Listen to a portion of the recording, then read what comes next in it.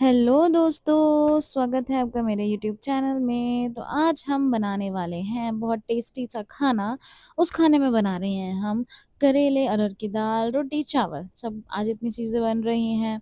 हमारे घर में वैसे भी ना करेले जब बनते हैं तो दाल चावल तो ज़रूरी बनते हैं, उसके साथ सिंगल करेले नहीं बनते हैं। मैंने पहले भी डिस्कस करा है ना कि हमारे घर में 2 चीज़ें बनती हैं तो बनती ही हैं भाई। सिंगल खाने से काम नहीं चलता, किसी का 2 चीज़ें चाहिए। तो फिर करेले बनाने के लिए मैंने क्या करा, मम्मी ने पहले ही करेले कट करके रख दिए थे, तो मैंने देखा करेले बनाए थे, मैंने करेले बनाए।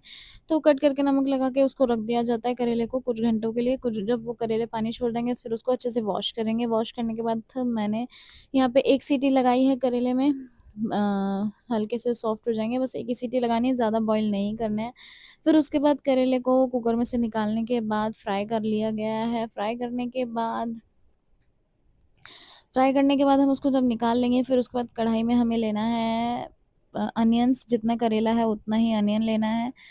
उसके बाद उसमें हम डालेंगे हल्दी, मिर्ची, नमक, फिर अच्छे से उसको करेले के संग फ्राई होने देंगे। तो इतनी ही देर में फिर जब क मतलब जो करेले का वाटर था वो फेंकना नहीं है, उसी में दाल डाल के मैंने चढ़ा दी थी बॉयल होने के लिए। फिर मैंने थोड़ी सौंफ पीसी, क्योंकि करेले में सौंफ और कलौंजी डलती है, तो कलौंजी तो घर में ख़त्म हो गई थी, तो इसलिए मैंने सौंफ डाली है सिर्फ़। तो कलौंजी और सौंफ डालने से टेस्ट बहुत अच्छा आता है करेले का। फिर उसके बाद इस तरीके से करेले को थोड़ा-थोड़ा चलाते रहना है, पकाते रहना है। दाल इतने देर में दाल बॉयल हो गई थी, फिर दाल के लिए तड़का रेडी किया। दाल के लिए तड़का रेडी करने के लिए बहुत सिंपल तड़का लगाया है यहाँ पे जीरे का बस, क्योंकि टमाटर टमाटर, प्याज़, मिर्ची डाल के अगर मैं तड़का लगा दूँगी दाल में तो कोई खाएगा नहीं। इस वज़ह से मैंने सिंपल तड़का लगाया है सिर्फ़ जीरा और मिर्ची का।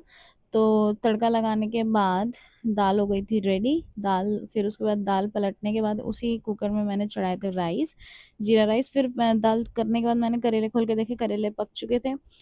इस तरीके से बहुत गोल्डन सा कलर आ जाएगा, क्रिस्पीनेस दिखने लगेगी करेले में, तो करेले रेडी थे। फिर उसके बाद मैं करेले पलटने लग गई। मैं भूल गई कि मैंने इसमें आम नहीं डाला। वैसे आमचूर पाउडर डाल सकते हो, अगर आम नहीं है तो खटाई भी डाल सकते हो। बिना अगर नहीं भी डाल रहे हो तो भी करेले का टेस्ट बहुत अच्छा आता है।